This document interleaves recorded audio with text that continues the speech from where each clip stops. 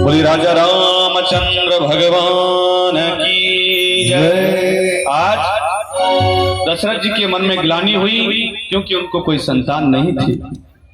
धर्म प्रेमियों, जब देवासुर संग्राम हुआ था उस समय कहा जाता है कि तीर्थराज जी के साथ में भगवान कि राम के जो पिता दशरथ जी हैं उनका देव और दानवों का जो युद्ध हुआ था, कहा जाता है कि उस युद्ध के चलते दशरथ जी को चोट आई और चोट लगने के कारण उनको मूर्छा आ गई। तो कैकेयी ने उनके प्राण को बचाया।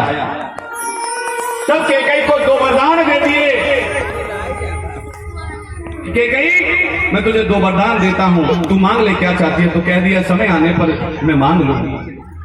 धर्म प्रेमियों, इसी युद्ध में उनका मूलाधार चक्र नष्ट हुआ, ऐसा कथा मिलती है। आगे चल के जब वो निसंतान हुए तो पता चला कि श्रृंगीराज ही एकमात्र ऐसे ऋषि हैं जो इस कुल को आगे बढ़ा सकते हैं।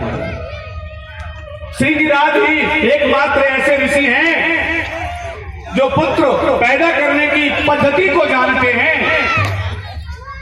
धर्म प्रेमियों, कथा मिलती है कि कैकेयी के कहने पर श्रृंगी ऋषि के साथ में शांता का विवाह हुआ। शांता कौन है? धर्म प्रेमियों, शांता भगवान राम की बहन है। युद्ध से पहले जिस शांता का जन्म हुआ उस शांता को अपने भाई को दे दिया गया। वो शांता जब बड़ी हुई तो उसका विवाह श्रृंगीराज के साथ में हुआ। इसके बाद कह दिया कि श्रृंगी ही एकमात्र ऐसे ऋषि हैं जो श्रृंगवेरपुर के वासी हैं, जिन्होंने श्रृंगवेरपुर बसाया है। वह जानते हैं कि पुत्र पैदा करने की विधि क्या है, वो यज्ञ क्या है, वो विधि क्या है। आज कह दिया कि दुश्मनी को छोड़ दो, दोनों कुलों में कोई लड़ाई होनी नहीं चाहिए, आपसे संधि कर लो, कभी लड़ाई नहीं होगी, तुम्हारे माता पिता सब एक हैं। जैसे हिरण्याक्ष और हिरण्यकश्यप जैसे दोनों एक भाई थे। महर्षि कश्यप की जैसे 2 पत्नी थी, दिति और अदिति। एक के दैत्य हुए, एक के देव हुए, लेकिन दोनों में लड़ाई हो गई, झगड़ा हो गया। ठीक है, वैसे ही कह दिया ये झगड़ा बड़े वर्षों से चला आ रहा है, इसलिए इस झगड़े को खत्म कर दो, यही बंद कर दो, संधि कर लो, शांति से रहो, शांति से रहो। धर्म प्रेमियों, अब श्रृंगीराज निषाद जी के पास में तीनों रानियों को भेजा गया, पुत्र कामेष्टि यज्ञ कराया गया और उस यज्ञ को पूर्ण करने के बाद में उनको आशीर्वाद मिला।